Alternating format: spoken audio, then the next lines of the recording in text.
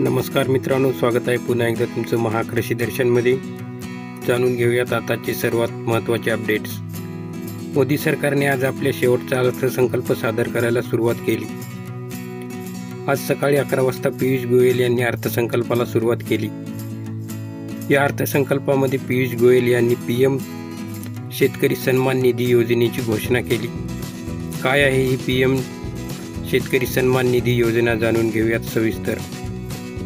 या योजनेअंतर्गत अल्पभूधारक शेतकऱ्यांच्या बँक खात्यात वर्षाला 6,000 रुपये जमा केले जाणार आहेत। या योजनेअंतर्गत देशातील 12,000 कोटी शेतकरी कुटुंबांना या PM शेतकरी सन्मान निधी योजनेचा लाभ मिळणार आहे।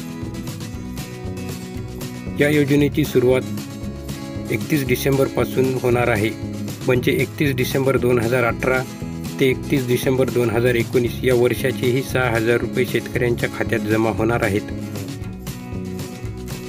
या योजनेअंतर्गत जमा होणारे हे 6,000 रुपये 3 टप्प्यामध्ये देण्यात येणार आहेत। यातील पहिल्या टप्प्याचे 2,000 रुपये लवकरच शेतकऱ्यांच्या बँक खात्यात जमा होतील, असेही पियुष गोयल यांनी म्हणले आहे। या योजनेसाठी सुमारे 75,000 कोटी रुपये सरकार देणार आहे। शेतीविषयक सर्वात फास्ट अपडेट्स मिळवण्यासाठी आमच्या चॅनलला सबस्क्राईब करून बेल आयकॉनला टच करा। सोबतच व्हिडिओ आवडला असल्यास व्हिडिओला लाईक करायलाही विसरू नका। परत भेटूत अशाच एका नवीन अपडेटसोबत। तोपर्यंत नमस्कार।